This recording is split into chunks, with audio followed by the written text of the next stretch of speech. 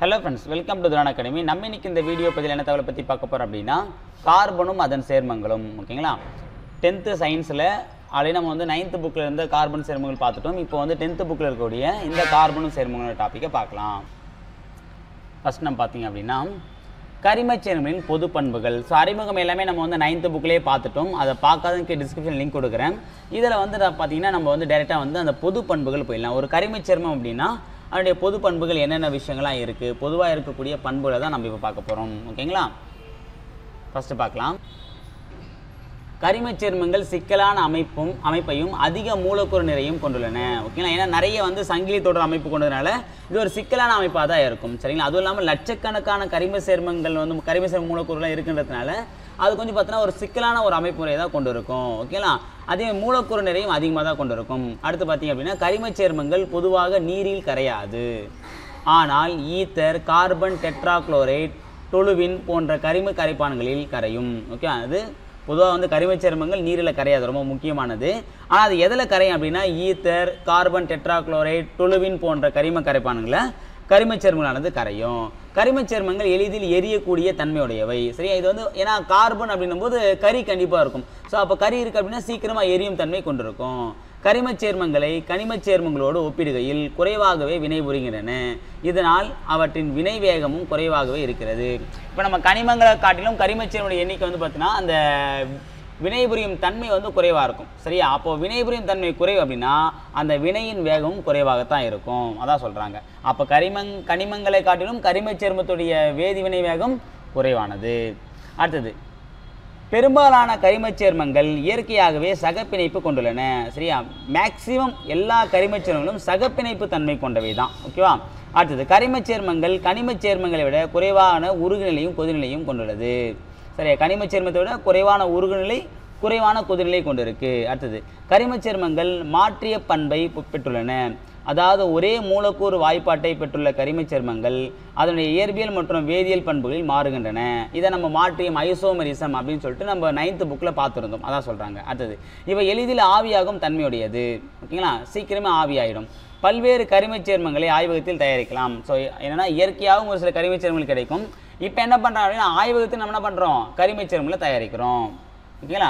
அடுத்து, கரிமச் சேர்மங்களை அவற்றின் கார்பன் சங்கிலி வடிவமைப்பை பொறுத்து வகைப்படுத்துக. சரிங்களா? கார்பன் அந்த சங்கிலி தன்மையை பொறுத்து என்ன பண்ணுறாங்க அப்படின்னா வளையமற்ற அல்லது திறந்த அமைப்புடைய சேர்மங்கள், இன்னொன்று பார்த்தீங்கன்னா வளையச் சேர்மங்கள் அப்படின்னு சொல்லிட்டு மொத்தம் ரெண்டாக பிரிக்கிறாங்க. ஸோ வளையமற்ற அப்படின்னா நீண்ட சங்கிலித்தொடர் அமைப்பு கொண்டிருக்கும். ஸோ நீண்ட லெங்க்த்தாக இருக்கும். அதாவது எந்த விதமான பிணைப்பும் வந்து ஒன்றா ஜாயிண்ட் ஆகாமல் லெங்க்த்தாக இருக்கும். ப்ளஸ் வந்து ஒரு சில கிளை சங்கிலி இருக்கும். ஓகேவா? அதான் வந்து வளையமற்ற சேர்மங்கள். இவற்றின் கார்பனும் ஹைட்ரஜனும் நேர்கோட்டு அமைப்பில் சங்கிலி தொடர் இணைகின்றன. சரியா? ஒரே நேர்கோடாக இருக்குமே தவிர வளைஞ்சிருக்காது. ஓகேவா? இப்போ கீழே கொடுத்துறாங்க பாருங்க. இப்போ CH3 CH2 CH3 இது வந்து பார்த்தீங்கன்னா ஒரு நேராக இருக்குங்களா? ஸோ இதுதான் வந்து வளையமற்ற சங்கிலி தொடர். அடுத்து பார்த்தீங்க அப்படின்னா அனைத்து கார்பன் அணுக்களும் ஒற்றை பிணைப்பில் அமைந்திருந்தால் அது நிறைவுற்ற சேர்மம் என்று அழைக்கப்படுகிறது. ஒன்று அல்லது அதற்கு மேற்பட்ட இரட்டை பிணைப்பு அல்லது முப்பிணைப்பு அமைந்திருந்தால் அது நிறைவுறா சேர்மம் என்று அழைக்கப்படுகிறது.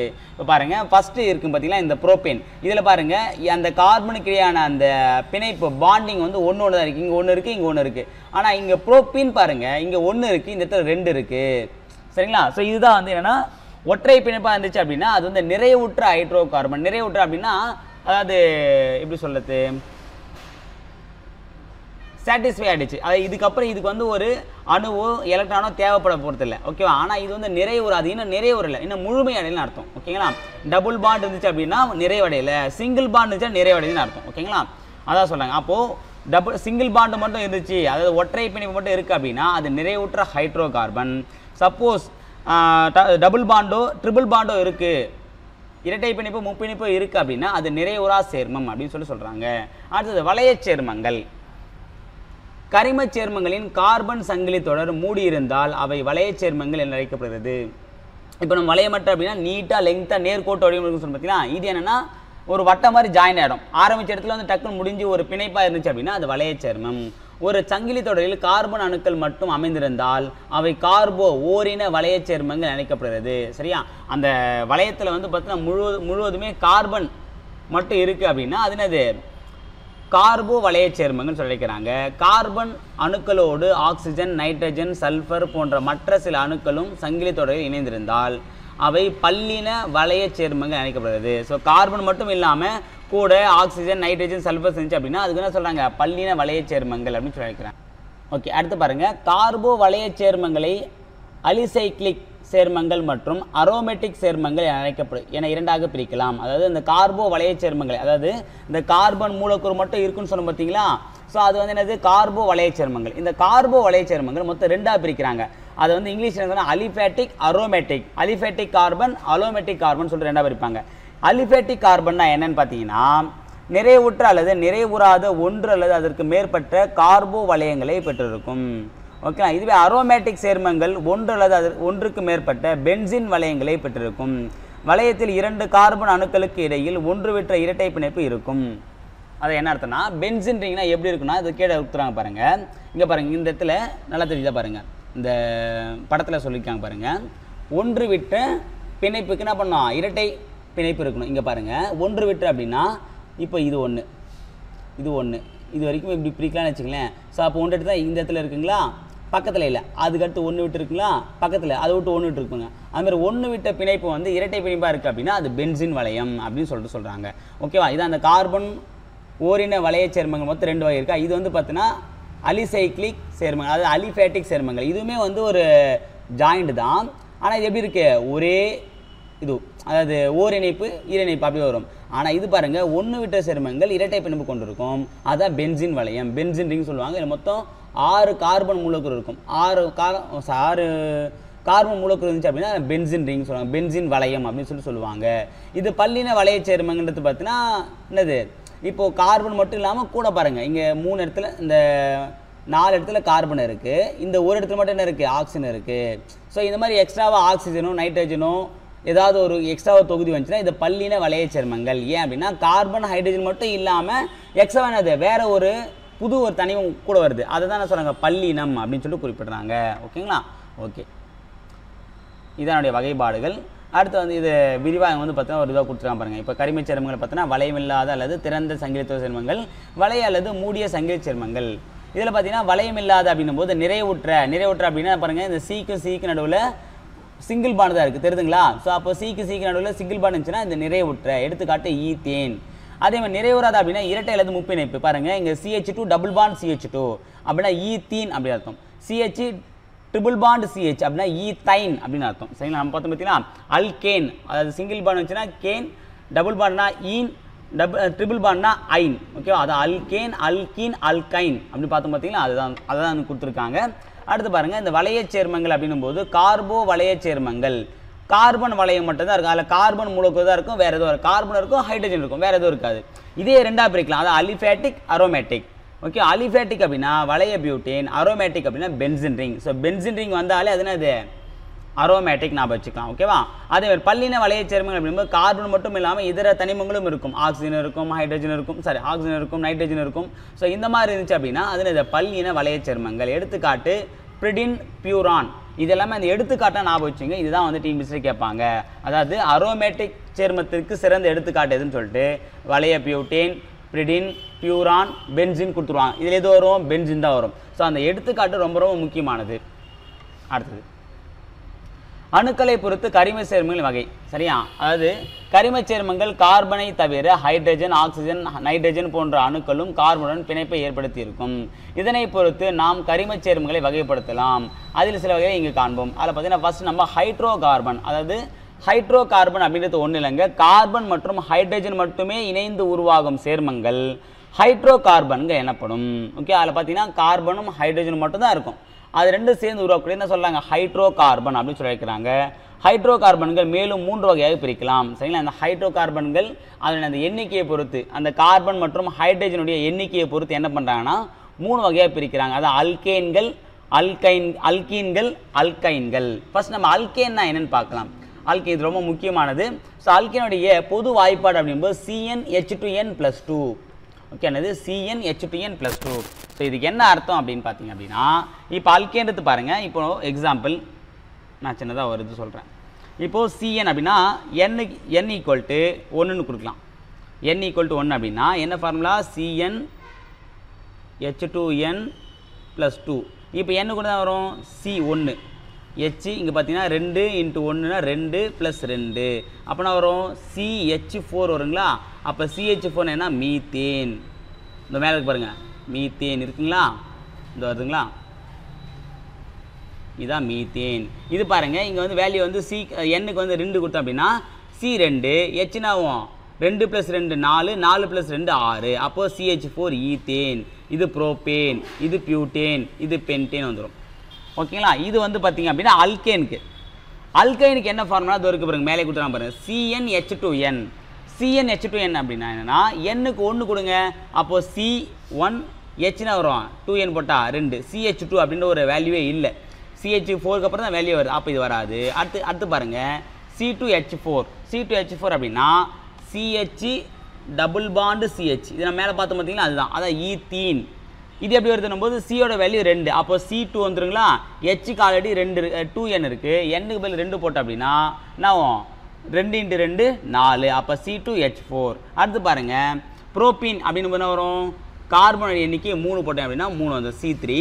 Hக்கு என்ன பண்ணுவோம் 2 × 3 பண்ணால் 2 3 6, 6 வந்துருச்சுங்களா, அவ்வளோதான். அடுத்து பாருங்கள் அல்கைன். அல்கைன் இது தான். அல்கைன் மூலக்கூறு வாய்ப்பாடு என்ன அப்படின்னா CnH2n - 2. அல்கைன் என்ன பண்ணோம் CnH2n + 2 பார்த்தோம். அல்கைனுக்கு அது அப்படியே மைனஸ், அந்த குறியை மட்டும் மாற்றிக்கணும். ஓகேங்களா. ஸோ அப்போ பார்த்தீங்க அப்படின்னா வரும் ஃபஸ்ட்டு வராது. ரெண்டாவது பார்த்தீங்க அப்படின்னா சிக்கு வந்து 2, அப்போது எண்ணுக்கு 2 கொடுத்தா அப்போ C2 ஆகிடும். இங்கே பார்த்தா 2 கொடுத்தா E2 4 4 - 2 2, அப்போ C2H2. அப்போ C2H எப்படி வரும் CH ட்ரிபிள் பாண்டு CH இப்படி வருங்களா. அப்போ ட்ரிபிள் பாண்டு வருது அப்படின்னா அது அல்கைன், அவ்வளோதான். ஸோ இதை வந்து பார்த்தீங்கன்னா அல்கைன். அப்போ ஈத்தைன் 3 கார்பன் அப்படின்னா ப்ரோபைன், 4 கார்பன் அப்படின்னா பியூட்டைன், 5 கார்பன்னா பென்டைன். ஓகேனா. இது வந்து பார்த்தீங்கன்னா அந்த எண்ணோட எண்ணிக்கை. எண்ணுக்கு 1 கொடுத்தா மீத்தேன் வரும், எண்ணுக்கு 2 கொடுத்தா ஈத்தேன் ஈத்தீன் ஈத்தைன், எண்ணுக்கு 3 கொடுத்தா அப்படின்னா ப்ரோபேன் ப்ரோபின் ப்ரோபைன், எண்ணுக்கு 4 கொடுத்தா அப்படின்னா பியூட்டேன் பியூட்டீன் பியூட்டைன், எண்ணுக்கு 5 கொடுத்தா அப்படின்னா பென்டேன் பென்டீன் பென்டைன், இது 6 கொடுத்தா ஹெக்சேன் வரும். ஸோ இதுமாரி வந்து பார்த்தீங்கன்னா போயிட்டே இருக்கும். ஓகேங்களா. இதான் வந்து அந்த மூலக்கூறு வாய்ப்பாடு. அதை வச்சு நம்ம பொது வாய்ப்பாடு இதை வச்சு நம்ம போடுறோம். ஓகேங்களா. இது வந்து பார்த்திங்கன்னா அல்கேன்றது முழுவதுமே ஒற்றை பிணைப்பு கொண்ட சேர்மங்கள் தான் இருக்கும். சரியா. ஒற்றை பிணைப்பு பெற்றுள்ள சேர்மங்கள் எல்லாமே வந்து பார்த்திங்கன்னா அல்கேன்கள் அப்படின்னு தான் அழைப்பாங்க. ஓகேங்களா. அடுத்து பார்த்தீங்கன்னா அல்கீன்கள் அப்படின்போது CnH2n இதை நம்ம பார்த்தாச்சு. அல்கீன்கள் அப்படின்னு சொல்லி இதுக்கு பேர். இது வந்து இரட்டை பிணைப்பு கொண்டு இருக்கும். N=2 போடும்போது இரட்டை பிணைப்பு தான் வரும். அதான் நம்ம இங்கே பார்த்தோம். இந்த டபுள் பாண்டு இருக்கும். ஓகே, நான் கீழே காட்டுற எக்ஸாம்பிள். அடுத்து பார்த்தா அல்கைன்கள் அப்படின்னும் போது CnH2n - 2. ஓகேவா. இது வந்து முப்பிணைப்பு கொண்டு இருக்கும். அதை நம்ம வந்து உங்களுக்கு காமிச்சேன்.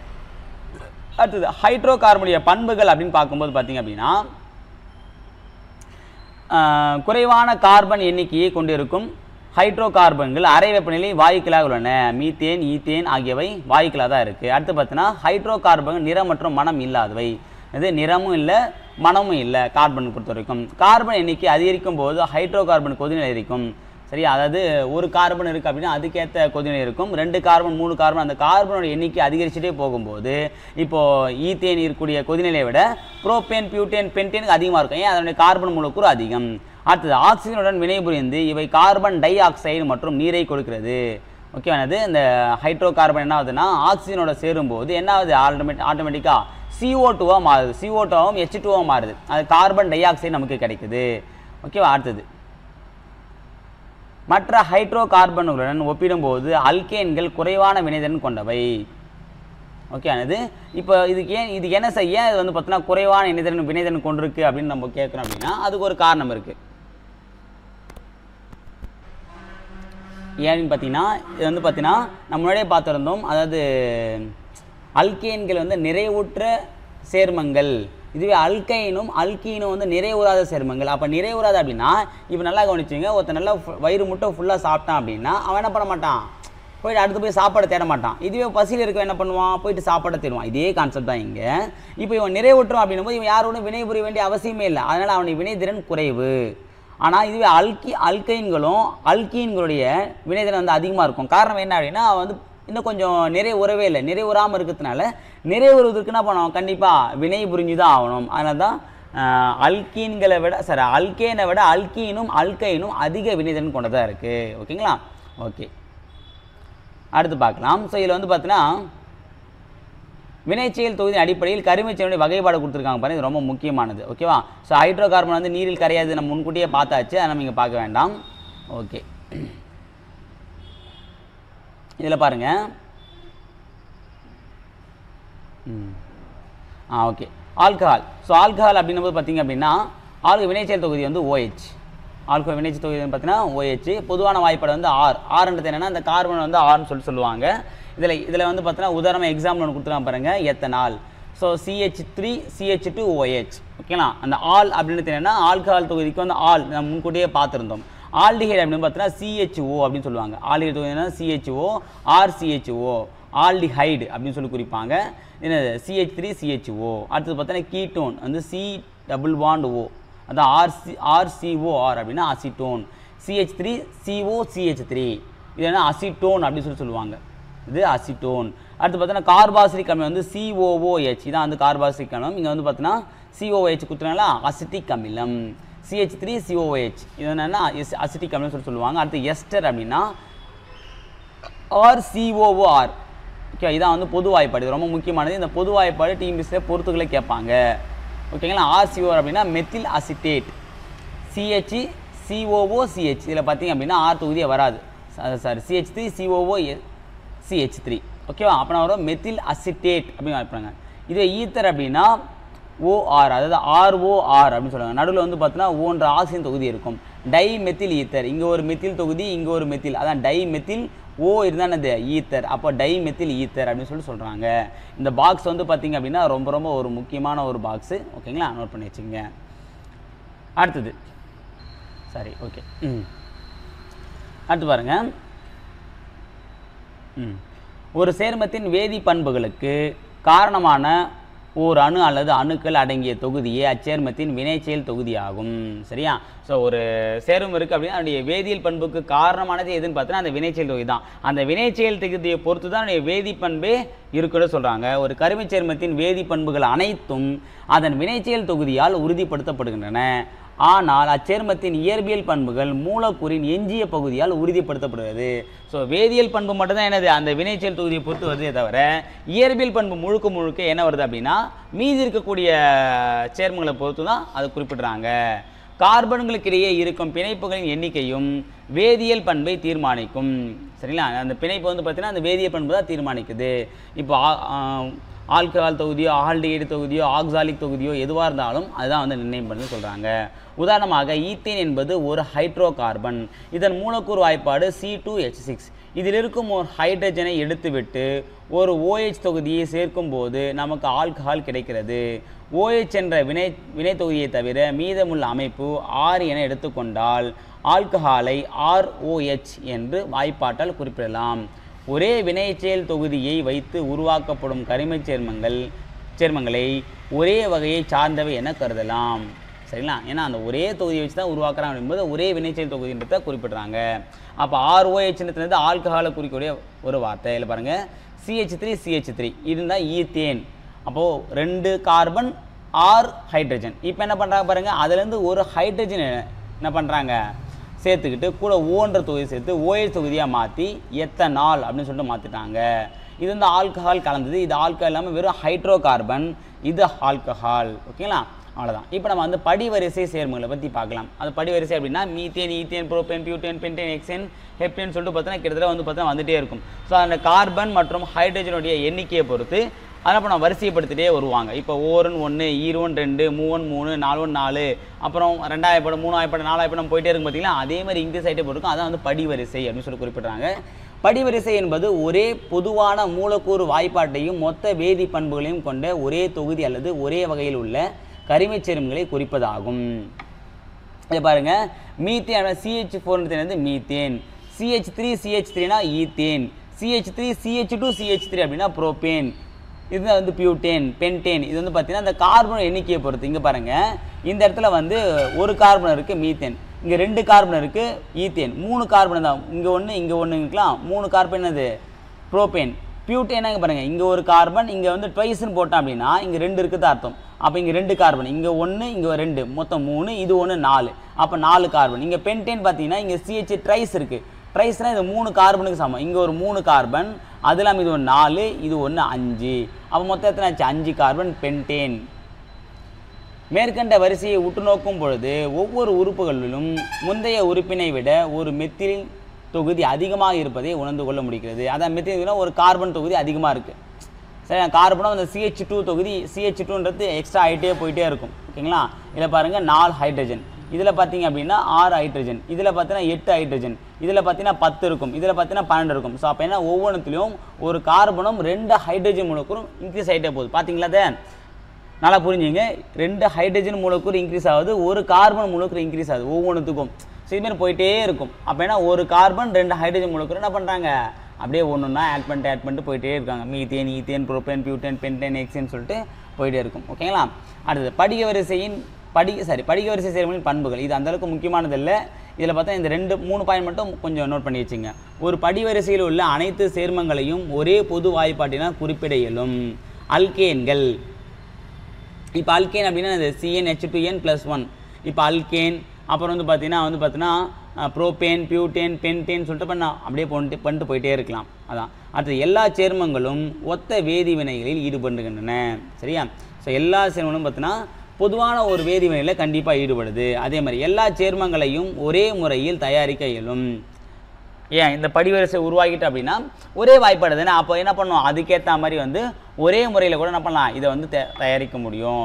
ஏன்னா இது வந்து ஒரே ஒரு லைனில் வந்து அடிக்கிட்டாங்க அப்படின்னா என்ன பண்ணலாம், ஈஸியாக ரெடி பண்ணலாம். அப்போ வந்து லைனாக அடுக்கப்பட்டதுனால இதனுடைய பண்புகள் எல்லாமே இது ஒத்த பண்பாக தான் இருக்குன்றத சொல்கிறாங்க. அடுத்து கரிம சேர்மங்களுக்கு பெயரிடுதல்.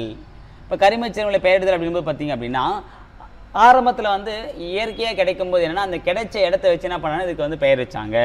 ஆனால் நாட்கள் ஆக ஆக நிறைய பொருட்களை வந்து தயாரிக்கும் போது அப்போ என்ன பண்ணணும், நம்ம புதுசாக தான் பேர் வச்சாகணும். அப்போது இதுக்குன்னு பேர் வைக்கிறதுக்காக என்ன பண்ணாங்கன்னா புதுசாக ஒரு மெத்தடை கண்டுபிடிச்சாங்க. அதுதான் IUPAC மெத்தட். என்னது IUPAC மெத்தட்னு சொல்லுவாங்க. IUPAC அதாவது the international union of pure and applied chemistry அப்படின்ற ஒரு அமைப்பு உருவாக்கி அவங்க தான் என்ன பண்ணாங்க, இதுக்கு வந்து ஒரு ஸ்டாண்டர்டான ஒரு பேர் வந்து இன்டர்நேஷ்னல் லெவலில் இந்த ஒரு பேர் தான் நம்ம சொல்லணும்னு சொல்லிட்டு சொன்னாங்க. ஸோ அப்போ என்ன இதனால் ஆச்சுன்னா பொது பேர் ஒன்று, IUPAC பேர்னு சொல்லிட்டு மொத்தம் 2 பேர் கூட வச்சுருந்தாங்க. ஓகே, ஆரம்பத்தில் வந்து பார்த்தீங்கன்னா ஃபார்மிக் அமிலம் சிவப்பு எறும்பிலிருந்து வடிகட்டி பெறப்பட்டது. எறும்பின் லத்தீன் பெயர் ஃபார்மிகா. நல்லா கவனிச்சிங்க, எறும்போட லத்தீன் பெயர் என்னது, ஃபார்மிகா. எனவே ஃபார்மிக் அமிலம் என்ற பெயர் லத்தீன் மொழியிலிருந்து உருவானது. ஸோ இதுமாதிரி வந்து அந்த காலத்தில் வந்து பார்த்தீங்கன்னா எங்கே உருவாதோ அந்த பேர் வச்சுருந்தாங்க. அப்புறம் என்ன பண்ணாங்க, நிறைய வந்து தானாக கண்டுபிடிக்க ஆரம்பித்ததுனால IUPAC அப்படின்னு ஒரு அமைப்பு உருவாக்கி அது மூலமாக பேர் வைக்க ஆரம்பித்தாங்க. இந்த IUPAC பெயரிடக்கூடிய முறை என்னன்றதை பார்க்கலாம். ஓகே, IUPAC பரிந்துரையின்படி ஒரு கரிமச் சேர்மத்தின் பெயரில் 3 பகுதியில் அமைந்திருக்கும். சரியா பண்ண, ஒரு கரிமச் சேர்மத்துக்கு பெயர் வைக்க அப்படின்னா மொத்தம் 3 பார்ட் இருக்கும். அடிப்படை சொல், முன்னொட்டு துவங்கும் சொல், பின்னொட்டு முடியும் சொல். மொத்தம் 3 இருக்குது. அடிப்படை சொல், முன்னொட்டு சொல், பின்னொட்டு சொல். மொத்தம் இந்த 3ஆக பிரிக்கிறாங்க. இதை ஊற்றுறாங்க பாருங்கள். இந்த முன்னொட்டு, அடிப்படை சொல், பின்னொட்டு 3மே சேர்ந்து தான் இந்த IUPAC பெயர். ஃபர்ஸ்ட் அடிப்படை சொல்ல என்னென்னா அப்படின்னா இது கார்பன் கட்டமைப்பை விளக்கும் அடிப்படை அலகாகும். இது கார்பனுடைய ஸ்ட்ரக்சரை வந்து பேஸ் பண்ணி சொல்லது இந்த அடிப்படை சொல் தான். இது சேர்மத்தின் சங்கிலி தொடரில் உள்ள கார்பன் அணுக்களின் எண்ணிக்கையை குறிக்கிறது. ஒரு சங்கிலி தொடர் இருக்குன்னா அதில் எத்தனை கார்பன் இருக்குது, 4 கார்பன் இருக்குது, 5 கார்பன் இருக்குது, 6 கார்பன் இருக்குன்னு சொல்லிட்டு அந்த கார்பனுடைய எண்ணிக்கையை பொறுத்து இது பேர் சொல்லத்தான் பார்த்தீங்கன்னா அடிப்படை சொல் தான். ஸோ அடிப்படையை என்ன பண்ணுறாங்கன்னா கட்டமைப்பு தான் ஃபஸ்ட்டு பார்க்குறாங்க. இப்போ ஒரு வீடு பார்க்குறோம் அப்படின்னா ஃபஸ்ட்டு அந்த வீடு வந்து மாடி வீடா, ஓட்டு வீடா, அப்புறம் வந்து பார்த்தீங்கன்னா மெத்த வீடா நம்ம கண்டுபிடிக்கும் பார்த்தீங்கன்னா அதே மாதிரி தான் அந்த கட்டமைப்பு ஃபஸ்ட்டு ஸ்ட்ரக்சரை தான் வந்து இங்கே பார்க்குறாங்க. அடிப்படை சொல் வந்து அதுதான் வைக்கிறாங்க. ஓகே, இப்போ நம்ம 1 இருந்தால் மீத்தேன், 2 இருந்தால் ஈத்தேன், 3 இருந்தால் propane, butane, pentane, hexane, heptane, octane, nonane, decane அப்படின்னு சொல்லி தான் வரும். 1 இருந்தால் மீத்தேன், 2 இருந்தால் ஈத், 3 இருந்தால் ப்ரோப், பியூட், பென்ட், ஹெக்ஸ், ஹெப்ட், ஆக், நான், டெக். ஓகேவா, அது 1லேருந்து 10 வரைக்கும் இருக்கும். இதையுமே நீங்கள் ஞாபகம் வச்சுங்க, கண்டிப்பாக பொறுத்தவரை கேட்குற வாய்ப்புகள் இருக்குது. அடுத்தது முன்னொட்டு அப்படின்னு என்ன பார்த்தீங்கன்னா முன்னாடி செய்யக்கூடிய பேர். ஹைட்ரோ கார்பன்களின் தாய்வழி சங்கிலி தொடரில் பிணைக்கப்பட்டுள்ள பதிலி மற்றும் கிளைகளை குறிக்கிறது. ஹைட்ரஜனை தவிர கார்பன் சங்கிலியில் மற்ற அணுக்கள் மற்றும் அணு தொகுதிகளுக்கு பதிலிகள் என்ற பெயர். இப்போது CH அப்படின்னா இப்போது கார்பன் மூலக்கூறு அப்படின்னா ஹைட்ரஜனும் அதோடு சேர்ந்தது தான். அது ஹைட்ரஜன்றது வந்து தனி பதிலி கிடையாது, அது இதோட சேர்ந்தது தான். அது இல்லாமல் ஃப்ளோரின், குளோரின், புரோமின், அயோடின் அந்த மாதிரி எதனா ஒரு வார்த்தை சேர்ந்துச்சு அப்படின்னா அதுக்கு என்ன சொல்கிறாங்க, கார்பனோட ஹைட்ரஜனை தவிர வேறு ஏதாவது ஒரு தொகுதி சேர்ந்துச்சு அப்படின்னா அதுக்கு பேர் பதிலி. அப்படின்னு சொல்லிட்டு குறிப்பிட்றாங்க. இவங்க சொல்கிற ஒரு சில பதிலி பாருங்கள். இப்போ எஃப்ன்றது ஒரு பதிலி சேர்ந்துருக்கு அப்படின்னா அது பேர் ஃப்ளூரோ, குளோரின்னா வந்து குளோரோ, புரோமின்னா இங்கே புரோமோ, அப்புறம் வந்து பார்த்தீங்கன்னா அயோடின்னா இங்கே அயோடோ, அப்புறம் NH2 அமினோனா இங்கே சரி அமைனா இங்கே அமினோ, CH3 அப்படின்றது பார்த்தீங்கன்னா மெத்தில் அப்படின்னா இங்கே மெத்தில், CH2 CH4னா இங்கே எத்தில் அப்படின்னு சொல்லி என்ன பண்ணுறாங்க சேர்க்குறாங்க. இதுக்கு பேர் தான் பதிலிகள். அதாவது ஹைட்ரஜனை தவிர்த்து வேறு ஏதாவது ஒரு தனிமம் வந்து கார்பனோட சேருது அப்படின்னா அதுக்கு பேர் பதிலின்னு சொல்லி சொல்கிறாங்க. அடுத்து மூணாவது பின்னொட்டு. இது கரிமச் சேர்மத்தின் பெயரின் இறுதியில் வருவது. இது 2 பகுதியாக பிரிக்கப்படுகிறது. இது கரிமச் சேர்மத்தோட இறுதியில் செய்யக்கூடியது என்னது இந்த பின்னொட்டு. இது 2 பகுதியாக பிரிக்கப்படுகிறது. அவை முதன்மை பின்னொட்டு மற்றும் 2ஆம் நிலை பின்னொட்டு. சரி, அதை ஃபஸ்ட்டு பிரைமரி செகண்டரி சொல்லிட்டு மொத்தம் 2ஆக பிரிக்கிறாங்க. முதன்மை பின்னொட்டானது மூலச்சொல்லை தொடர்ந்து வரும். மூலச்சொல்லை எது இந்த அடிப்படை சொல்லோட சேர்ந்து வரக்கூடியது என்னது அந்த முதன்மை பின்னொட்டு. அதாவது அனைத்து பிணைப்புகளும் ஒற்றை பிணைப்பாக இருந்தால் ஏன் என்ற பின்னொட்டும், இரட்டை பிணைப்பாக இருந்தால் ஈன் என்ற பின்னொட்டும், முப்பிணைப்பாக இருந்தால் ஐன் என்ற பின்னொட்டும் பயன்படுத்தப்படுகிறது. இப்போ எக்ஸாம்பிள் வந்து பார்த்தீங்கன்னா இப்போ நம்ம முன்னாடி மீத் போட்டவங்கிட்ட இப்போ வரக்கூடிய அந்த சங்கிலி தொடரில் வந்து எல்லாமே ஒற்றை பிணைப்பாக தான் மீத்தேன் வரும். ஓகேவா? இதே வந்து பார்த்தீங்கன்னா இரட்டை பிணைப்பாக இருந்துச்சுன்னா மீத்தீன். சரி, அப்புறம் வந்து பார்த்தீங்கன்னா மீத்தைன் அப்படின்னு சொன்னால் பண்ணுவோம். அந்த பிணைப்பில் வந்து டபுள் பாண்டா சிங்கிள் பாண்டா ட்ரிபிள் பாண்டான்றதை பொறுத்து ஏன் ஈன் ஐன்றது வரும்னு சொல்லிட்டாங்க. இது வந்து பார்த்தீங்கன்னா முன்னொட்டு. பின்னொட்டு அதை 2ஆம் நிலை பின்னொட்டுனா என்னன்னு பார்த்தீங்க அப்படின்னா சரி முதல்நிலை பின்னொட்டு வந்து பார்த்தீங்கன்னா ஏன் ஈன் ஐன். இப்போ 2ஆம் நிலை பின்னொட்டுன்னும் போது என்னென்னா இது வந்து அந்த வினைச்சொல் தொகுதியை குறிக்கக்கூடியது. இப்போ ஆல்கஹால்ன்றது என்னென்னா ஆல் அப்படின்னு முடியும். ஆல்டிகைட்னா ஏல், கீட்டோன்னா ஓன், கார்பாக்சிக் அமிலம்னா ஆயிக் அமிலம். சரி, ஏன்னா அது பின்னாடி இப்படி சேர்க்கணும்.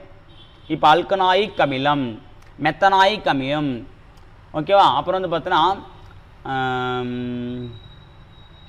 புரோப்பனால், பியூட்டனால், பென்டனால், எக்ஸனால். ஸோ அப்போ ஆல்றது ஏன்னா அதில் வந்து ஆல்டிகைட் தொகுதி இருக்குதுன்னு அர்த்தம். சரி, ஆல்கஹால் தொகுதி இருக்குதுன்னு அர்த்தம். புரோப்பனேல், பியூட்டனேல், பென்டனேல் அப்படின்னா அதில் என்ன இருக்குது ஆல்டிகைட் தொகுதி இருக்குதுன்னு அர்த்தம். சரியா? பொதுவாக வந்து பார்த்தீங்கன்னா கரிமச் செயலின் பெயரிடுவதற்கான ஐயுபெக் விதிகள் சொல்கிறாங்க. ஸோ இந்த விதிகளை வந்து பார்த்திங்க அப்படின்னா வந்து இந்த படத்தை வச்சு நான் சொல்கிறேன் பாருங்கள். பல்வேறு கரிமச் செயலின் ஐயுபெக் பெயர்கள் வந்து இது ரொம்ப முக்கியமானது, கண்டிப்பாக நோட் பண்ணிச்சுங்க. இப்போ ஆல்கஹால், இப்போ ஒரு கார்பன் மூலக்கூறு இருக்குது அப்படின்னா என்னது மெத்தனால். நல்லா கவனிச்சுங்க. இதுதான் என்ன சொன்னோம், அதில் இருக்கக்கூடிய அந்த சங்கிலி தொடர் வந்து பார்த்தா எத்தனை கார்பன் மூலக்கூறு இருக்குன்னு பார்த்தோம்னா இதில் எத்தனை கார்பன் இருக்குது ஃபஸ்ட்டு பாருங்கள், 1 இருக்குது. அப்போ வந்து மெத்து. ஓகேங்களா? இங்கே பாருங்கள் OH தொகுதி இருக்குது. நம்ம பார்த்தோம் OH வந்து ஆல்கஹால் என்ன கடைசி பின்னோட்டில் என்ன சேர்க்கணும், ஆல் சேர்க்கணுமா? அப்போ மெத்தனால் போட்டாங்களா? இங்கே பாருங்கள் இங்கே வந்து பார்த்தா 2 தொகுதி இருக்குது. அப்போ எத்தனால் ஆல் தொகுதி. இது புரோப்பேன், 3 கார்பன் இருக்குது. புரோப்பேன் ஆல் சேர்த்தா புரோப்பனால். இது 4 தொகுதி வந்துருக்கு, 4 கார்பன் தொகுதி. அப்போது பியூட்டேன் ப்ளஸ் வந்து பார்த்தா பியூட்டனால். அப்புறம் வந்து பார்த்தா இங்கே 5 கார்பன் தொகுதி ப்ளஸ் ஒரு ஆல்கஹால் தொகுதி. அப்போ ஆல். இங்கே எல்லா பேரும் என்ன பண்ணாங்க அந்த ஆல் சேர்த்து வந்துட்டாங்களா? அடுத்து பாருங்கள் ஆல்டிகைடில் அதே மாதிரி தான். ஆல்டிகைட் என்ன பண்ணோம், ஏல் சேர்க்கணுமா? இங்கே பாருங்கள் 1 கார்பன் ஏல், 2 கார்பன் ஏல், 3 கார்பன் ஏல், 4 கார்பன் 5 கார்பன். அப்போது மெத்தனேல், எத்தனேல், புரோப்பனேல், பியூட்டனேல், பென்டனேல். கியூட்டோன் வந்து பார்த்தீங்கன்னா ஃபஸ்ட் 2 வராது. ஓகே, ஏன்னா அந்த கார்பன் தொகுதி வந்து நிறைவுறாது. சரிங்களா? அடுத்து 3ஆவது பாருங்கள் புரோப்பனோன். ஓகே, இது பார்த்தீங்கன்னா 3 கார்பன் இருக்குது. இங்கே ஒரு கார்பன், இங்கே ஒரு கார்பன், இங்கே ஒரு கார்பன். சரி, இங்கே இருக்குங்களா? அப்போ 3 கார்பன் வந்து புரோப்பனோன். இது பியூட்டனோன், பென்டனோன். ஏன்னா கார்பன் கீட்டோன் தொகுதி என்னன்னு சொன்னால் நோன் அப்படின்னு சேர்க்கணும்னு சொன்னால் அப்போ நோன் சேர்த்துருக்காங்க. அடுத்தது கார்பாக்சிக் அமிலம் பார்த்தீங்கன்னா ஆயிக் அமிலம் சேர்க்கணும்னு சொன்னாங்களா? இங்கே பாருங்கள் 1 கார்பன் இருக்குது மெத்தனால். ஆயிக் அமிலம் கூட சேர்க்கணும் பின்னோட்டில். அப்போ மெத்தனாயிக் அமிலம், இது எத்தனாயிக் அமிலம், இது புரோப்பனாயிக், பியூட்டனாயிக், பென்டனாயிக். இது எல்லாமே ஆயிக் அப்படின்ற வார்த்தை சேர்க்கணும். ஓகேவா? இவ்வளோ தான். இதான் வந்து ஐயுபெக் மூலமாக பெயரிடக்கூடிய முறை. ஓகேவா? ஸோ இதில் உள்ள நிறைய இருக்கும். அந்தளவுக்கு நம்ம டீப்பாக படிக்கணுன்ற அவசியம் இல்லை. ஓகே, நான் வேணா நான் ஒன்று சொல்கிறேன், அது உங்களுக்கு அண்டர்ஸ்டாண்ட் ஆகாத போகுது. ஏன்னா இந்தளவுக்கு டீப்பாக வந்து குரூப் 1ல் கூட கேட்க மாட்டாங்க. மேக்ஸிமம் வந்து இந்த வினைச்செயல் தொகுதி தான் அதிகமாக கேட்பாங்க. அந்தளவுக்கு நான் தெரிஞ்சிட்டாலே போதும். இருந்தாலும் வந்து நான் ஒரு ஸ்டெப்பை மட்டும் நான் சொல்கிறேன் பாருங்கள். ஸோ இப்போ இது இருக்குது எக்ஸாம்பிள், நம்ம இதை ஒன்று மட்டும் பார்க்கலாம். இப்போ எடுத்துக்காட்டு இந்த ஒரு தொகுதியை கொடுத்துருக்காங்க. ஓகேவா? இப்போ நம்ம இதை வச்சு நம்ம கண்டுபிடிக்கலாம். ஃபஸ்ட்டு வந்து இதனுடைய ஐயுபெக் நேம் எப்படி வைக்கணும் அப்படின்னா ஃபஸ்ட்டு என்ன சொன்னோம், அடிப்படை சொல். அப்போ அடிப்படை சொல்லுறது எப்படி வரும், அதில் இருக்கக்கூடிய கார்பன் எண்ணிக்கையை பொறுத்து வகைப்படுத்தும் சொல்லலாம். இதில் எத்தனை கார்பன் இருக்குது? 1 2 3 4 5. அப்போ 5 இருக்குது. 5 தானே அது பென்டேன். அப்போ பென் வச்சுக்கலாம். ஓகே, ஏன்னா முன்னாடி சேர்த்தாச்சு. இப்போ அடுத்தது முன்னொட்டு. ஸோ முன்னொட்டுன்னும் போது பார்த்தீங்க அப்படின்னா இந்த பிணைப்பு எதனா வந்திருக்கா, அதாவது பார்த்தீங்க அப்படின்னா இந்த எண்ணிக்கை கார்பன் வந்து பார்த்தீங்கன்னா அந்த ஒற்றை பிணைப்பு இரட்டை பிணைப்பு இருக்குது, அதெல்லாம் எதனா இருக்கான்னு சொல்லிட்டு பார்க்கணும். அதுமாதிரி எனக்குன்னு பார்த்தா இது எல்லாமே வந்து ஒற்றை பிணைப்பு தான். அப்போ என்னது இப்போ வந்து ஏன் அப்படின்னு தான் வரணும். ஏன்னா அல்கேன் அப்படின்போது ஏன் தொகுதி தான் வரும். ஓகேவா? அடுத்து பார்த்தீங்க அப்படின்னும் போது பார்த்தீங்க அப்படின்னா ஸோ இப்போ இதில் வந்து எதனா பின்னோட்டில் வந்து ஏன்னா வினைச்செயல் தொகுதி சேர்ந்துருக்கான்னு பார்க்கணும். இதில் எந்த வினைச்செயல் தொகுதியுமே சேரல. ஓகேங்களா? ஏன்னா OH இல்லை, CHO இல்லை, CO இல்லை, COH இல்லை. அப்போ இதில் வினைச்சொல் தொகுதியே இல்லை. முழுக்கவே என்னது ஒரு ஹைட்ரோ கார்பன் தான். ஸோ அப்போ ஹைட்ரோ கார்பன் அப்படின்னும் போது பார்த்தீங்க அப்படின்னா இது வந்து பார்த்தீங்கன்னா 5 கார்பனுக்கு வந்திருக்கு பென்டேன், ப்ளஸ் வந்து பார்த்தீங்கன்னா ஒற்றை பிணைப்புக்கு வந்திருக்கு. அப்போ ஏன், அப்போ பென்டேன் தான் வரும். அப்போ பென் கூட்டல் ஏன் பென்டேன் முடிஞ்சுங்களா? அவ்வளோதான். ஸோ இதான் வந்து பார்த்தீங்கன்னா கார்பன் அந்த ஐயுபெக் பெயர் வந்து வைக்கக்கூடிய முறை. ஓகேங்களா? ஸோ இந்த அளவுக்கு நம்ம தெரிஞ்சிட்டாலே போதுமானது. எத்தனால் மற்றும் எத்தனாயிக் அமிலங்கள், அடுத்து கடைசியாக வந்து சோப்பு மற்றும் டிட்டர்ஜென்ட் அப்படின்ற அந்த 3 முக்கியமான ஒரு பார்ட்டை வந்து பார்க்க போகிறோம். ஓகேங்களா? ஸோ இதோட இந்த ஒரு வீடியோவோட இந்த லெசன் நம்ம முடிக்க போகிறோம். ஓகேவா? மொத்தம் கார்பனும் அதன் சேர்மங்களும் தொடர்பாக மொத்தம் 4 வீடியோக்களை வந்து போட்டிருக்கோம். ஃபஸ்ட்டு ஒரு லெசன் ஓரி போட்டிருந்தோம். அதை தொடர்ந்து வந்து 9th புக்கில் இருக்கக்கூடிய கார்பனும் அதன் சேர்மங்களும் பார்த்துருந்தோம். 10th புக்கில் ஃபஸ்ட்டு பார்ட்டு, இப்போ செகண்ட் பார்ட் நம்ம பார்க்க போகிறோம். ஓகேவா? சரி, இதில் ஃபஸ்ட் நம்ம வந்து எத்தனால். ஓகே, இது எத்தனாலுடைய மூலக்கூறு வாய்ப்பாடு என்ன அப்படின்னா CH3CH2OH. ஓகேவா? C2H6O இதான் வந்து என்னுடைய மூலக்கூறு வாய்ப்பாடு. எத்தனால் பொதுவாக ஆல்கஹால் என்று குறிப்பிடப்படுகிறது. பொதுவாக நம்ம எத்தனால் என்னன்னு சொல்கிறோம் அப்படின்னா ஆல்கஹால் அப்படின்னு சொல்லி குறிப்பிடுறோம். அனைத்து விதமான ஆல்கஹால் பானங்களிலும் சில இருமல் மருந்துகளிலும் எத்தனால் உள்ளது. எல்லாம் நீங்கள் எந்த ஒரு ட்ரிங்க் சம்மந்தமான ஒரு ஹாட் ட்ரிங்க் சம்மந்தமான எந்த ஒரு பாட்டில் எடுத்தாலுமே அதில் கண்டிப்பாக வந்து எத்தனால் கண்டென்ட் இருக்கும். ஓகேவா? அதனுடைய மூலக்கூறு வாய்ப்பாடு என்ன அப்படின்னா C2H5OH. ஓகேங்களா? இதில் கொடுத்துருக்காங்க பாருங்கள். ஸோ எத்தனால் தயாரிக்கக்கூடிய முறை அப்படின்னு பார்க்கும்போது பார்த்திங்க அப்படின்னா தொழிற்சாலைகளில் கரும்புச்சாறின் கழிவு பாகிலிருந்து நொதித்தல் முறையில் எத்தனால் தயாரிக்கப்படுகிறது. இது ரொம்ப முக்கியமானது. ஏன்னா தொழிற்சாலையில் கரும்புச்சாறிலிருந்து கரும்புச்சாருடைய கழிவு பாகிலிருந்து தான். சரி, நல்லா வச்சு கரும்புச்சாறு இல்லை, கரும்புச்சாரோட அந்த கழிவு பாகு இருக்குது பார்த்திங்களா மீதி. ஸோ அதிலிருந்து தான் நொதித்தல் முறையின் மூலமாக வந்து எத்தனால் தயாரிக்கிறாங்க. கழிவு பாகு என்பது செறிவு மிகுந்த சர்க்கரை கரைசலிருந்து சர்க்கரையை படிகமாக்கும் பொழுது மீதமுள்ள ஆழ்ந்த நிறமுள்ள கூழ் போன்ற திரம் தான் என்னது அந்த கழிவு பாகு. இதில் 30% சுக்ரோஸ் உள்ளது. அவ்வளோ 30% வந்து சுக்ரோஸ் இருக்குது. சுக்ரோஸ்ன்றது ஒன்றும் இல்லை, குளுக்கோஸும் ஃப்ரக்டோஸும் சேர்ந்து தான் என்னது சுக்ரோஸ். அதாவது வந்து ஒரு இரட்டை சர்க்கரைன்னு சொல்லுவாங்க. ஒற்றை சர்க்கரை மோனோசாக்கரை டைசாக்கரைன்னு சொல்லுவாங்க பார்த்தீங்களா. அதில் மோனோசாக்கரை அப்படின்னா என்னென்னா ஒற்றை சர்க்கரை. இதுக்கு எக்ஸாம்பிள் வந்து குளுக்கோஸ் அண்டு ஃப்ரக்டோஸ். ஓகேவா? சுக்ரோஸ்ன்றது என்ன அப்படின்னா இரட்டை சர்க்கரைக்கு எடுத்துக்காட்டு, மோனோசாக்கரைடு எடுத்துக்காட்டு தான் சுக்ரோஸ். இதை படிகமாக்கல் முறையில் பிரித்தெடுக்க இயலாது. இதை என்ன பண்ண முடியாது, படிகமாக்கல் மூலமாக வந்து பிரித்தெடுக்க முடியாது. ஓகே, கீழ்கண்ட படிநிலைகள் மூலமாக தான் என்ன பண்ண முடியும், இதை வந்து பண்ண முடியும். மொத்தம் ஒரு 4 ஸ்டெப் இருக்குது. சரியா? ஃபஸ்ட்டு வந்து என்னென்னு பார்த்தீங்க அப்படின்னா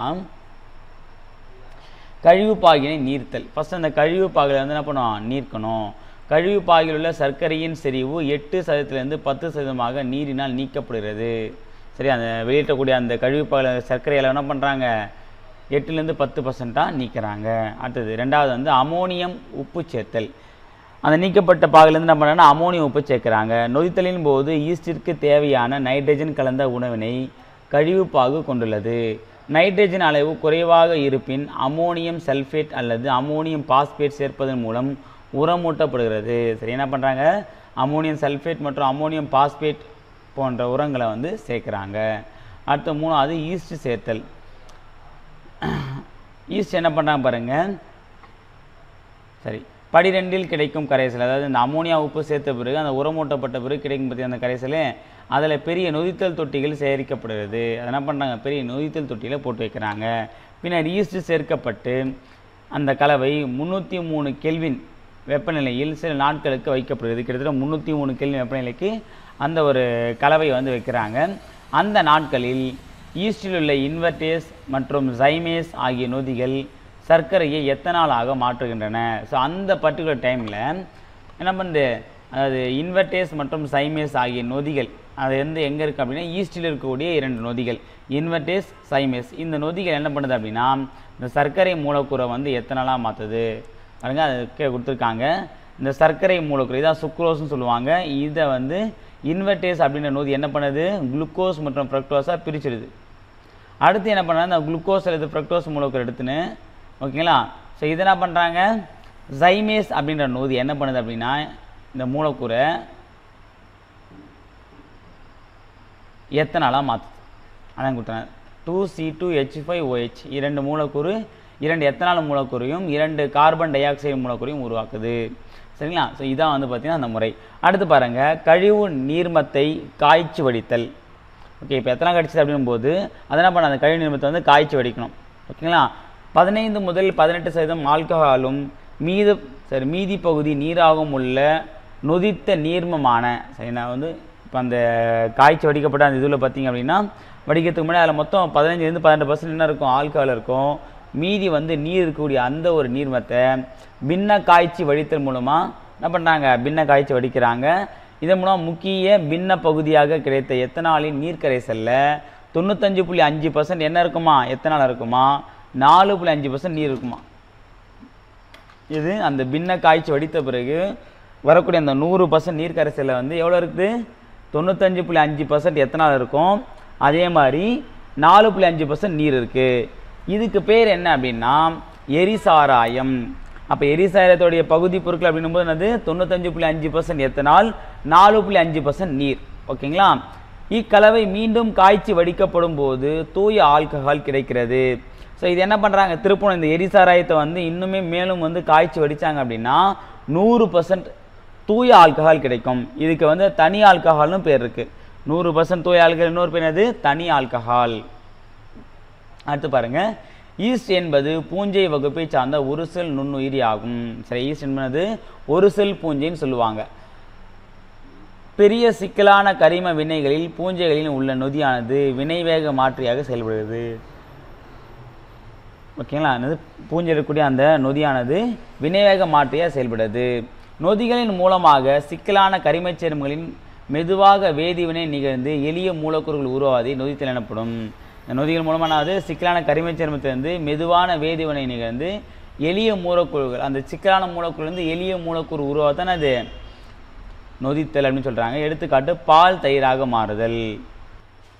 அடுத்து பார்த்தீங்கன்னா இயற்பியல் பண்புகள் பார்த்தோம் அப்படின்னா எத்தனால் இனிய மனமுடைய நிறமற்ற எரிசுவை கொண்ட ஒரு நீர்மம். இது எளிதில் ஆவியாகக்கூடியது. எத்தனால் பண்ணது இனிய ஒரு ஸ்வீட்டான மனம் இருக்கக்கூடிய எரிசுவை கொண்ட ஒரு நீர்மம் தான் எது இந்த எத்தனால். இது எளிதில் ஆவியாகக்கூடியது. ஏன்னா எத்தனால் இருக்கின்றதுல ஈஸியாக ஆவியாயிடும். இதன் கொதிநிலை 78 டிகிரி செல்சியஸ். எத்தனாலின் கொதிநிலை எவ்வளோ 78 டிகிரி செல்சியஸ் ரொம்ப முக்கியமானது. இதை கெல்வின் அளவீட்டில் கேட்டாங்க அப்படின்னா 351 கெல்வின். இது அதன் ஒத்த அல்கேன்களை காட்டிலும் அதிகம். ஈத்தேனின் கொதிநிலை 184 கெல்வின். ஓகே ஈத்தேனுக்கு அடுத்து தான் அது எத்தனால். இது நீருடன் எல்லா விதத்திலும் முழுவதுமாக கலக்கிறது. சரி என்ன பண்ணுது நீரோட எல்லா விதத்திலுமே என்னது எந்த ஒரு ரேஷியோலுமே கலக்கலாம். சரியா அதிகமான நீரோடும் கலக்கலாம் கம்மியான நீரோடும் கலக்கலாம் எந்த ரேஷியோனா கலக்கலாம். எந்த ரேஷியோலும் கலக்கக்கூடிய தன்மை கொண்டதான் இந்த எத்தனால்.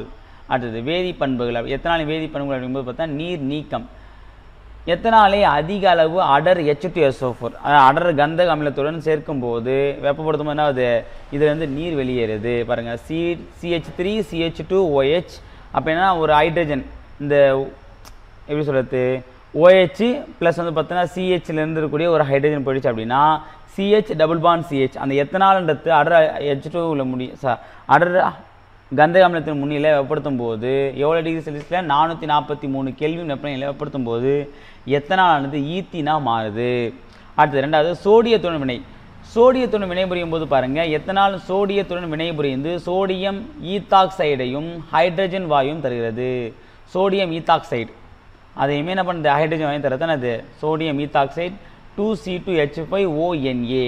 அங்கே OHன்றதுனா H வந்து பார்த்தீங்கன்னா ஒன்றா சேர்ந்துட்டு H 2 ஹைட்ரஜன் மூலக்கூறு ஒன்றா சேர்ந்துட்டு அது எண்ணெயாக மாறிடுது. ஓகேங்களா. அடுத்தது ஆக்சிஜனேற்றம். எத்தனாலை காரம் கலந்த KMO பொட்டாசியம் பெர்மானேட் அல்லது அமிலம் கலந்த பொட்டாசியம் டைக்ரோமேட் கொண்டு ஆக்சிஜனேற்றம் செய்யும் போது எத்தனாயிக் அமிலம் உருவாகிறது. KMNO4 அப்படின்னா பொட்டாசியம் பெர்மாங்கனேட், K2Cr2O சொன்னால் பொட்டாசியம் டைக்ரோமேட். ஓகேங்களா, அப்படின்னு அர்த்தம் ஞாபகம் வச்சுங்க. எத்தனை என்ன பண்ணுறாங்க, காரம் கலந்த KMNO3ஓடோ அல்லது K2Cr2O ஆக்சிஜனேற்றம் செய்யும்போது நமக்கு எத்தனாயிக் அமிலம் கிடைக்கிறது. CH3CH2OH அப்படின்னும் போது என்னாவது CH3COOH அப்படின்ற ஒரு அமைப்பு நமக்கு கிடைக்குது. அந்த H2O வந்து சேர்ந்து ஒரு நீராக மாறிடுது. ஓகேவா, இந்த வினையின் போது ஆரஞ்சு நிறமுடைய பொட்டாசியம் டைக்ரோமேட் பச்சையாக மாறுகிறது. சரியா, ஏன்னா இந்த வினையில் ஒன்றா செய்யக்கூடிய இந்த பொட்டாசியம் டைக்ரோமேட் என்னவா மாறுது, ஆரஞ்சு நிறத்துலேருந்து பச்சை நிறத்துக்கு மாறுது. எனவே இது ஆல்கஹாலை கண்டறியும் சோதனை அப்படின்னு சொல்கிறாங்க. அப்படி மாறிச்சுன்னா அது ஆல்கஹால்னு தெரிஞ்சுக்கலாம். இது என்னது, ஆல்கஹாலை சோதனை செய்யக்கூடிய முறையாகவும் பயன்படுத்துது. இது எத்தனாலோட எதையும் சேர்க்கும்போது காரம் கலந்து பொட்டாசியம் பெர்மாங்கனேட் பொட்டாசியம் டைக்ரோமேட் சேர்க்கும்போது நமக்கு வந்து எத்தனாயிக் அமிலம் கிடைக்கிறது. இது வந்து ஒரு ஆக்சிஜனை கண்டறியும் சோதனை, சரி ஆல்கஹாலை கண்டறியும் சோதனையாக நம்ம பயன்படுத்தலாம். அடுத்தது எஸ்டர் ஆக்குதல்.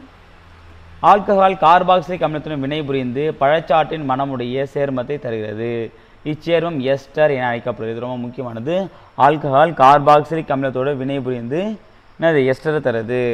கார்பாக்சிலிக் அமிலம் என்பது எத்தனாயிக் அமிலம் கொடுத்துருக்காங்க பாருங்கள். அப்போ C2H5OH எத்தனால், இதோட எத்தனாயிக் அமிலமான CH3COH சேர்க்கும்போது நமக்கு என்ன கிடையாது, CH3COO C2H5, அது எத்தில் எத்தனோயேட் அப்படின்ற ஒரு தனிமம் கிடைக்குது. அடுத்தது ஹைட்ரஜன் நீக்கம். எத்தனாலின் ஆவியை வெப்பப்படுத்தப்பட்ட காப்பர் வினையூக்கியின் முன்னிலையில் 573 கெல்வின் செலுத்தும் போது ஹைட்ரஜன் நீக்கமடைந்து அசிட்டால்டிஹைட் தருகிறது. சரியா, ஹைட்ரஜன் நீக்கத்தில் என்னாவது, எத்தனால் வந்து பார்த்தீங்கன்னா ஆவியோட வெப்பப்படுத்தும் போது நமக்கு அசிட்டால்டிஹைட் கிடைக்கிறது. CH3CH2OH ஈக்குவேஷனில் வந்து பார்த்தீங்கன்னா காப்பர் முன்னிலையில் போடும்போது CH3CHO நம்மனா பார்த்தோம்னா ஆல்ரெடி ஆல்டிஹைட் தொகுதின்னு பார்த்தோம். ஓகேவா, அப்போ என்னது அசிட்டால்டிஹைட் அப்படின்னு சொல்கிறாங்க. அடுத்தது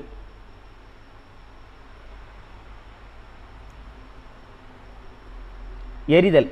எத்தனால் எளிதில் எரியக்கூடிய திரவம், நம்ம நல்லா தெரியும். ஆக்சிஜனுடன் எரிந்து கார்பன் டை ஆக்சைடை நீரையும் தருகிறது. ஓகேவா, எத்தனால் என்ன பண்ணுது, ஆக்சிஜனோட எரிந்து எத்தனாலையும் கார்பன் டை ஆக்சைடும் நீரையும் தருது. C2H5OH + 3O2 அப்படின்னு போட்டிங்க அப்படின்னா 2CO2 + 3H2O நமக்கு கிடைக்கும். அடுத்து எத்தனாலின் பயன்கள் அப்படின்பது ரொம்ப முக்கியமானது.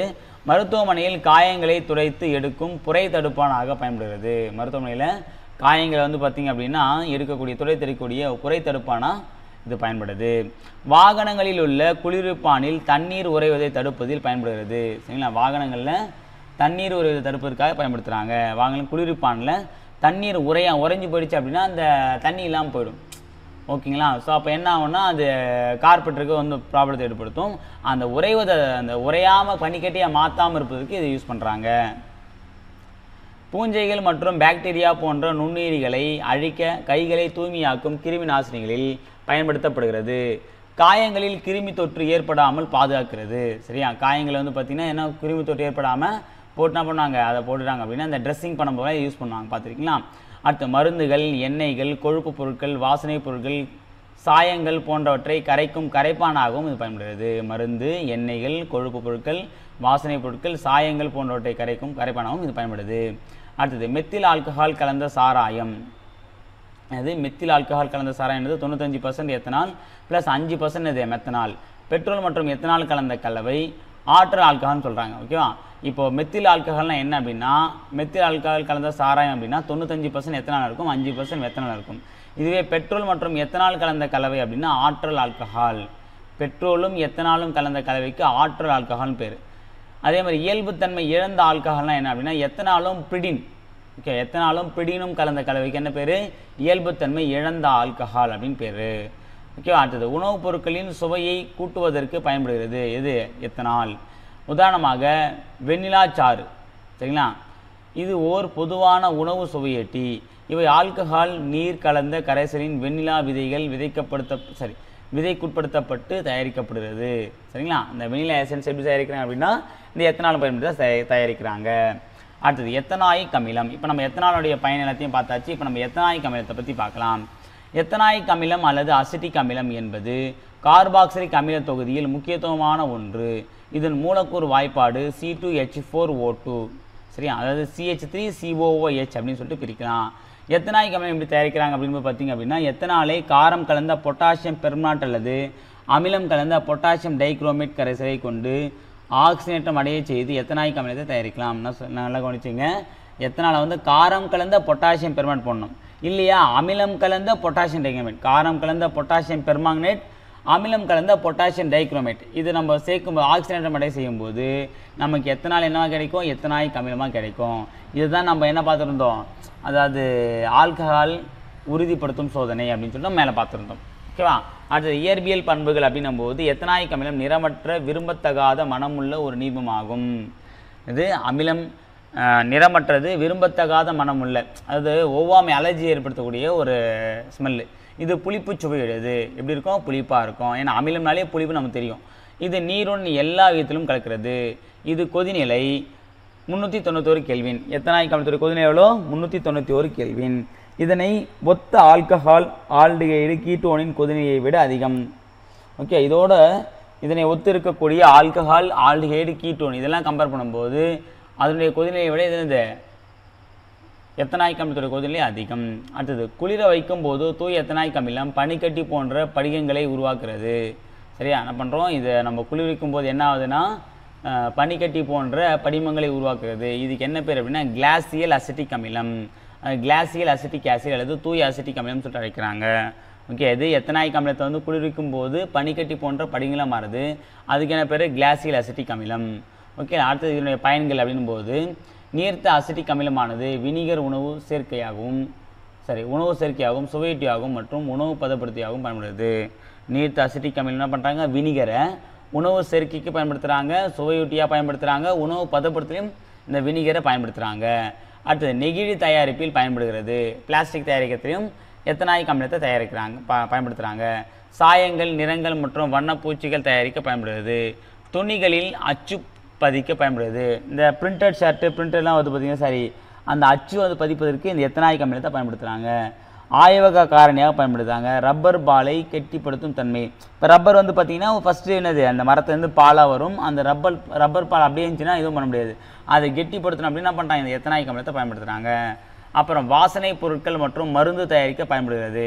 வாசனை பொருட்கள் ப்ளஸ் மருந்து தயாரிப்பு என்ன பண்ணுறாங்க, இதை பயன்படுத்துகிறாங்க. அடுத்து அன்றாட வாழ்வில் ஹைட்ரோ கார்பனுடைய பயன்கள் அப்படின்னு பார்க்கும்போது எல்பிஜி பெட்ரோல் மண்ணெண்ணெய் போன்றவற்றின் எரிபொருளாக இதை பயன்படுத்துகிறாங்க. ஓகேங்களா. அடுத்தது ஆல்கஹாலின் அப்புறம் வந்து பார்த்தீங்கன்னா பல முக்கியமான செயற்கை பொருட்கள் மூலப்பொருளாக தான் இந்த ஹைட்ரோ கார்பனை பயன்படுத்துகிறாங்க. அதே மாதிரி ஆல்கஹாலின் பயன்கள் அப்படிங்கும்போது கரைப்பான் மற்றும் புரை தடுப்பானாக பயன்படுது. இது கரைப்பான் மற்றும் புரை தடுப்பானாக இதை வந்து பயன்படுத்துகிறாங்க. ஓகேங்களா.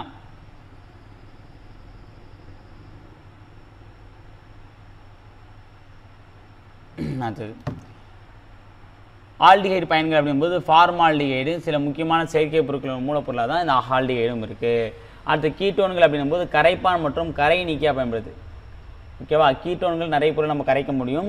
அதே மாதிரி வந்து பார்த்தீங்கன்னா ஒரு கரை நீக்கியாகவும் பயன்படுகிறது. அடுத்தது ஈத்தரின் பயன்கள் அப்படிங்கும்போது பார்த்திங்க அப்படின்னா மயக்க மூட்டி மற்றும் வலி நிவாரணியாக பயன்படுது. ஈத்தர்ன்றது மயக்க மூட்டி மற்றும் ஒரு வலி நீக்கியாக வலி நிவாரணியாக வந்து பயன்படுத்துகிறாங்க. அடுத்து எஸ்டர்களின் பயன்கள். ஈத்தனை பார்த்தாச்சு. எஸ்டர் அப்படின்னும் போது எல்லா சமையல் எண்ணெய்களிலும் லிப்பிடுகளில் எஸ்டர் உள்ளது. எல்லா சமையல் எண்ணெய் எந்த சமையல் எண்ணெய் எடுத்தாலும் அதில் என்ன இருக்குது, எஸ்டர் இருக்கத்தான் செய்யுது. ஓகேவா. அடுத்தது சோப்பு மற்றும் டிட்டர்ஜென்ட். ஓகேவா. இது அந்தளவுக்கு ரொம்ப இம்பார்ட்டன்ட் இல்லைனாலும் நம்ம கண்டிப்பாக ஒரு சில டாபிக் வந்து ஒரு சில பாயிண்ட்டை மட்டும் நான் குறிச்சிருக்கேன். இந்த பாயிண்ட்டை மட்டும் நீங்கள் பார்த்துங்க. புக்கு ஒரு வாட்டி ஃபுல்லாக படித்து இந்த பாயிண்ட்ஸை மட்டும் நோட்ஸ் எடுத்துக்கிட்டாலும் ரொம்ப யூஸ்ஃபுல்லாக இருக்கும். ஓகேவா. அழுக்குகளை நீக்கவும் சுத்தப்படுத்துவதற்கும் சோப்பு மற்றும் டிட்டர்ஜென்ட்கள் பயன்படுத்தப்படுகிறது. முதல் காரணம் என்ன அப்படின்னா, முக்கிய காரணம் என்னது, அழுக்கை வந்து போக்க தான் இதை நம்ம பயன்படுத்துகிறோம். சோப்பு என்பது ஒன்று அல்லது அதற்கு மேற்பட்ட கொழுப்பு அமிலங்களின் உப்பாகும். சரியா, அது ஒன்றுக்கு மேற்பட்ட கொழுப்பு அமிலங்கள் சேர்ந்தானது இந்த சோப்பு. இது அழுக்கு நீக்க பயன்படும் ஒரு பொருளாகும். ஓகே, இது எது பயன்படுறாங்க, அழுக்கு நீக்குவதற்காக பயன்படுத்தக்கூடிய ஒரு பொருள். டிட்டர்ஜென்ட்களும் அழுக்கு நீக்க பயன்படும் ஒரு வேதிச்சேர்மம் அல்லது வேதிச்சேர்மனின் தொகுப்பு தான் டிட்டர்ஜென்ட். ஓகேங்களா. இது வந்து பார்த்திங்க அப்படின்னா ஒரு கொழுப்பு அமிலம் காரண ஒரு உப்பு தான் இது சோப்பு. ஓகே, சோப்பு உப்பு பாருங்கள் ரைமிங் வருது. இப்போ நம்ம ஃபஸ்ட்டு சோப்பை பற்றி பார்க்கலாம். நீலச்சங்கிலி அமைப்பை உடைய கார்பாக்சிலிக் அமிலங்களின் கொழுப்பு அமிலங்கள் சோடியம் அல்லது பொட்டாசியம் உப்புகளே சோப்புகளாகும். சரி, அதாவது ரொம்ப லாங் செயினில் கார்பாக்சிலிக் அமிலங்கள் பார்த்தீங்கன்னா கொழுப்பு அமிலங்களில் சோடியம் அல்லது பொட்டாசியம் உப்புகள் தான் அது சோப்புன்னு சொல்கிறாங்க. சோடியம் கலந்த உப்பு அல்லது பொட்டாசியம் கலந்த உப்பு தான் அது நம்ம வந்து இங்கே சோப்புன்னு சொல்லிட்டு இருக்கோம். சோப்பு தயாரிப்பதற்கு 2 மூலப்பொருட்கள் தேவைப்படுது. நம்ம சோப்பு தயாரிக்க அப்படின்னா 2 மூலப்பொருட்கள் கட்டாயம் தேவை. ஒன்று கொழுப்பு, இன்னொன்று காரம். கொழுப்பும் காரமும் இருந்தால் போதும் நம்ம ஈஸியாக சோப்பு பொருளை தயாரிச்சிடலாம். பெரும்பாலும் சோப்பு தயாரிக்க சோடியம் ஹைட்ராக்சைடு என்ற காரத்தை பயன்படுத்துகிறார்கள். பொதுவாக வந்து பார்த்திங்க அப்படின்னா பொதுவாகவே சோப்புன்னு அப்படின்னா சோடியம் ஹைட்ராக்சைடு என்ற காரத்தை பயன்படுத்துவாங்க. பொட்டாசியம் ஹைட்ராக்சைடும் கூட ஒரு சில டைம் என்ன பண்ணுவாங்க பயன்படுத்துவாங்க. பொட்டாசியத்தை அடிப்படையாக வைத்து உருவாகும் சோப்பானது சோடியத்தை அடிப்படையாக வைத்து உருவாகும் சோப்பை விட நீரில் எளிதில் கரைந்து போகும் தயாரிப்புகளை உருவாக்குகின்றன. சரியா, அதாவது சோடியம் ஹைட்ராக்சைடை வச்சு உருவாக்கத்தை விட பொட்டாசியம் ஹைட்ராக்சைடை வச்சு உருவாக்கக்கூடிய சோப்பானது எளிதில் சீக்கிரம் கரைஞ்சிடுதுன்னு சொல்கிறாங்க. இதே சோப்புலேயே மொத்தம் 2 வகை இருக்குது, கடின சோப்பு, மென் சோப்பு. ஓகே, கடின சோப்புன்றது என்ன அப்படின்னா சோடியம் ஹைட்ராக்சைடு கலவையால் சோப்பாக்கள் வினிமயம் உருவாக்கக்கூடிய சோப்பு. இது பொதுவாக வந்து பார்த்தீங்கன்னா துணிகளை வெளுப்பதற்கு பயன்படுத்துகிறாங்க. மென் சோப்பு அப்படின்றது பார்த்தீங்கன்னா பொட்டாசியம் உப்பினை கொண்டு உருவாக்கக்கூடிய உப்பு, சோப்பாக்கள் வினிமயம் உருவாக்கக்கூடிய உப்பு தான் இந்த மென் சோப்பு. உடலை சுத்தப்படுத்துறது, இது வந்து நம்ம உடம்பை சுத்தப்படுத்தும். உடம்பு சோப்பு, துணி சோப்பு சொல்ல பற்றியா மேலே கடின சோப்புன்னா துணி சோப்பு, மென் சோப்புன்னா நம்ம மனிதர்கள் யூஸ் பண்ணக்கூடிய சோப்பு. ஓகேவா, அடுத்தது சாதாரண சோப்பை ஏன் கடின நீரில் பயன்படுத்த இயலாது அப்படின்னா சாதாரண சோப்பு கடின நீருடன் பயன்படுத்தப்படும் போது கால்சியம் மற்றும் மெக்னீசியம் அயனிகளை வீழ்படிய செய்கிறது. இது துணிகளின் மேற்பரப்பில் ஸ்கம் படிவை உருவாக்குகிறது. எனவே சோப்பை கடின நீரில் எளிதாக பயன்படுத்த இயலாது. இப்போ நம்ம கடின நீரில் பயன்படுத்தணும் அப்படின்னா மேலே வந்து பார்த்திங்கன்னா ஒரு ஸ்கம் மாதிரி வந்து ஒரு லேயர் மாதிரி உருவாகும். அது வந்து துணியோட அழகே கிடைக்கும். அதை நம்ம யூஸ் பண்ணதில்லை. ஓகேவா, அடுத்த டிட்டர்ஜென்ட்கள் அப்படின்னும் போது டிட்டர்ஜென்ட்களை தயாரிப்பதன் மூலம் சலவை துறையின் பல்வேறு மாற்றங்கள் ஏற்பட்டது. இவற்றை கடின நீர் மற்றும் அமிலம் கலந்த நீரில் கூட பயன்படுத்தலாம். சோப்பில் இருக்கும் கார்பாக்சிலிக் அமில உப்பினை போல டிட்டர்ஜென்ட்கள் என்பவை சல்ஃபோனிக் அமிலம் அல்லது அல்கைல் ஹைட்ரஜன் உப்புகளாகும். ஓகேவா, சலவை செய்வதற்கு சோப்பை விட டிட்டர்ஜென்ட்களே சிறந்தது. நல்லா கவனிச்சிங்க, செலவு பண்ணுறதுக்கு வந்து பார்த்திங்கன்னா சோப்பை விட டிட்டர்ஜென்ட்டில் பண்ணாலே அழுக்கு போகுன்றதை குறிப்பிடுறாங்க. பெட்ரோலியத்திலிருந்து கிடைக்கும் கார்பனோடு சல்ஃபூரிக் அமிலத்தை சேர்த்து டிட்டர்ஜென்ட்கள் தயாரிக்கப்படுகின்றன. என்னது, பெட்ரோலியத்திலிருந்து கிடைக்கக்கூடிய ஹைட்ரோ கார்பனோடு என்ன பண்ணுறாங்க சல்ஃபூரிக் அமிலத்தை சேர்த்து தான் நம்ம டிட்டர்ஜென்ட்டை தயாரிக்கிறோம். ஓகே, டிட்டர்ஜென்ட் நம்ம வந்து உருவாக்கும் போது அதில் ஒரு சில பொருட்களை வந்து நமக்கு சேர்ப்போம். ஓகேவா, அது எதுக்கு அப்படின்னு பார்த்தீங்க அப்படின்னா அதான் அந்த பரப்பு இழுவிசையை குறைத்து மூலக்கூறு மேலும் வந்து ஒரு சில பொருள் என்ன பண்ண டிட்டர்ஜென்ட்டில் சேர்ப்பாங்க மனதுக்காக, அழுக்கு போகிறதுக்காக. அதில் பார்த்தீங்கன்னா சோடியம் சிலிக்கேட். இந்த சோடியம் சிலிக்கேட்னு பார்த்தீங்கன்னா சலவை இயந்திரங்களில் அரிப்பு ஏற்படாமல் பாதுகாக்க சேர்க்கப்படுது. இப்போ வாஷிங் மிஷின்லாம் பார்த்தீங்கன்னா அதில் வந்து அந்த ஓரம் இருக்கிற ரிம்லாம் வந்து பார்த்தீங்கன்னா உப்பு பூத்து ஒரு மாதிரி அரிச்சிடும். அது அரிப்புலேருந்து தடுப்பதற்காக என்ன பண்ணுறாங்க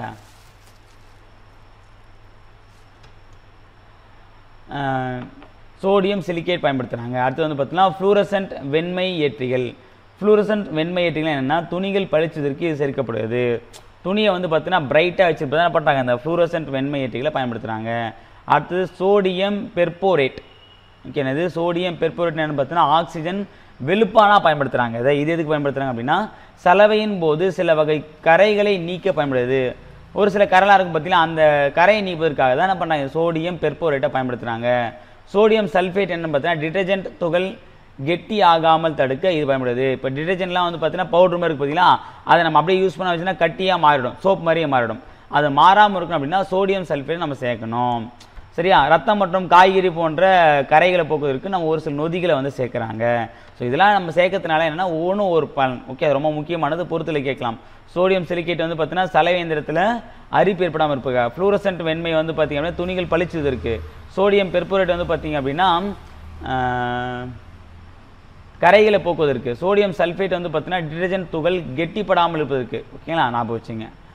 அடுத்து வந்து பார்த்திங்க அப்படின்னா டிட்டர்ஜென்ட்டுடைய பயன்கள் அப்படிங்கும்போது சோப்பை விட டிட்டர்ஜென்ட்களை பயன்படுத்துவது அதிக நன்மையை தருகிறது. சோப்பை விட டிட்டர்ஜென்ட்டு ரொம்ப மேலானது. ஓகேங்களா, டிட்டர்ஜென்ட்டை கடின நீர் மற்றும் மென்மையான நீர் இரண்டிலும் பயன்படுத்தலாம். கடின நீரில் சோப்பை விட டிட்டர்ஜென்ட்கள் சிறப்பாக செயல்புரியும். பொதுவாக நம்ம பார்த்தீங்க அப்படின்னா சோப்பு வந்து மென்னியில் தான் போட முடியும், கடின நீரில் போட முடியும்னு பார்த்தோம்.